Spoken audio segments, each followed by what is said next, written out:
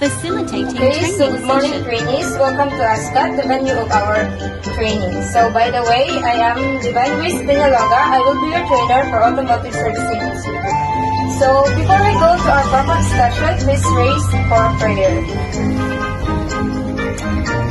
Amen. Please take your seat. Okay, please sign this attendance sheet with your name and signature. Okay, thank you. Please pass. So, I have here the self-assessment checklist and data gathering tool for trainees characteristics. The data gathering tool for trainees characteristics will help me determine your profile, background, experience, and your knowledge. And of course, the self-assessment checklist will also help me determine your current competences that is relevant to this qualification so that the training will personalize according to your needs.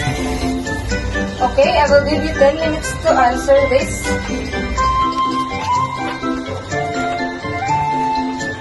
Okay, Dad, please pass.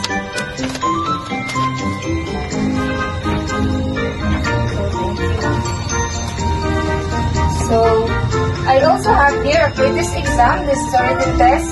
This test is underpinning knowledge on your qualification for Automotive Servicing NC2. This is 30-item test. Okay, now let's go to our proper orientation. Okay, what is CBT, anyone? Okay, Mr. Camarlo.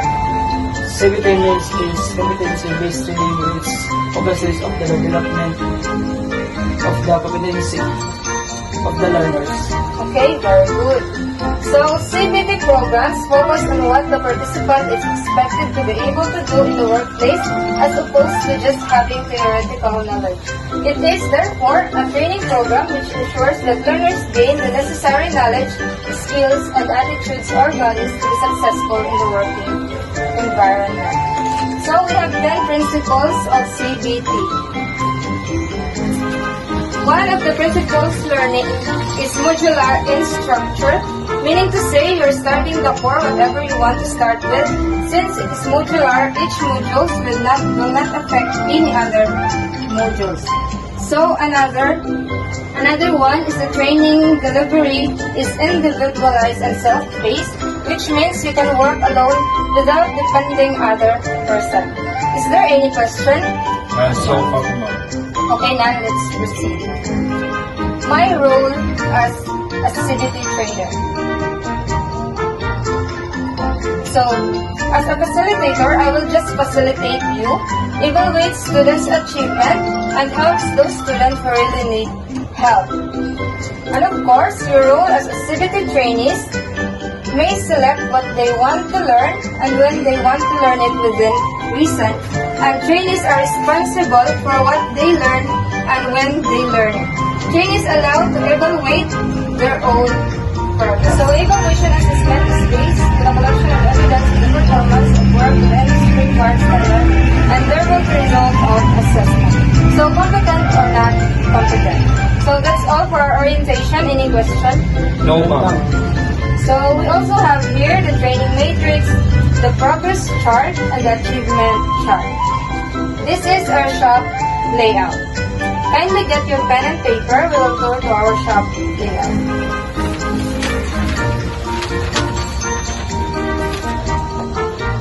Okay, so this is our contextual learning laboratory. So this facility ensures that the underpinning knowledge, science, mathematics, and communication principles is applied to the technology are provided to the learner. Okay, next. Okay, so this is our practical work area. So this area is where the learner acquires the skills and knowledge components of the competencies prescribed by the standard. Okay, next. So this is our learning resource area. This area is proximate to the heart, the practical work area. This area provides the learner with the knowledge requirements in the various modules responding to the competencies. Okay, next. Okay, this is our institutional assessment area. It is located very proximate to the practical work area. This is where recognition of prior learning is done by the trainer. This component also provides the mechanism of assessing the completion of the competencies of a learner. So, now let's go back to our contextual learning area. Okay, so I have here the result of your pre-assessment. You, Mr. Winnis, as a prior learning of this qualification, but still needs to validate, please submit your evidence tomorrow. Yes, ma'am. Okay? Mr. Sumili, would you like to recognize your prior learning? Yes, ma'am. Okay? Okay, Mr. Fuentes and Mr. Costera, based on the result of your pre-assessment, you don't have yet knowledge of this qualification, so I advise you to start unit of competency number 9, which is the search differential and front axle. Okay? Yes, ma'am. Again, Mr. Winnis, bring your proof of evidence tomorrow. Yes, ma'am. Any questions and qualifications? None, ma'am. Okay, that's all for today. Goodbye. Bye, ma'am. Okay, so good morning, trainees. Welcome to our second day of training. So before anything else, I would like you to sign your attendance. Kindly pass.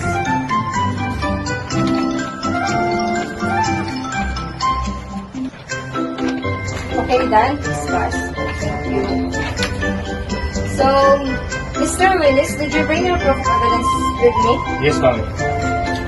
And Mr. Sumili? Alright. You have on-the-job training in your senior high school. Both of you will now undergo institutional assessment. So, Mr. Fuentes and Mr. Costera, here are your information sheet. Please proceed to the learning resource area and study the information sheet dated 0.1 to 1. And compare your answer with the answers self-given. Okay.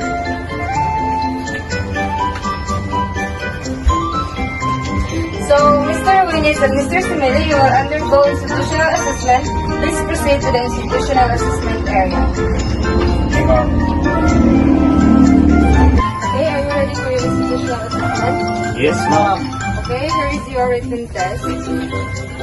Kindly read the instruction carefully. Start now. Okay, time's up.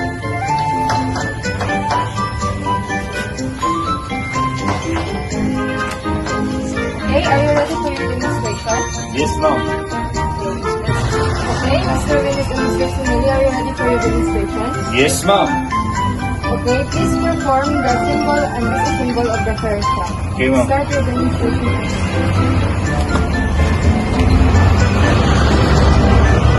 Okay, time is up. Are you now ready for your oral questioning? Yes, ma'am. Okay, what is differential? Ma'am, receive the power from the angular shaft and split the power to axles and wheels. Okay, what are the types of differentials? Okay, ma'am. There are 4 types of differential. There are open differential, limited slip differential, locking differential, and third, additional differential. Okay, very good. So, Mr. Sumili and Mr. Willis, based on your institutional assessment with an 88% in your written test, and in your demonstration, you were able to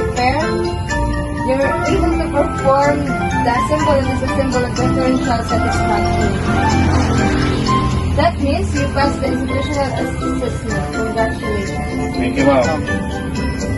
Okay, here is your certificate of achievement. Congratulations. Now you may go back to the contextual learning area. I will now update the achievement chart and progress chart to monitor your progress. Okay, trainees, are you done studying the information sheet? Did you answer the self-check and did you compare to the answer in the case? Yes, ma'am. Okay, thank you guys. So, okay, alright, you're doing great. I guess you're ready for the institutional assessment area. Proceed to the institutional assessment area and wait me there. Okay, Mr. Costera and Mr. Fuentes, are you ready for your institutional assessment? Yes, ma'am. Okay, where is your written test? Please read the instruction carefully.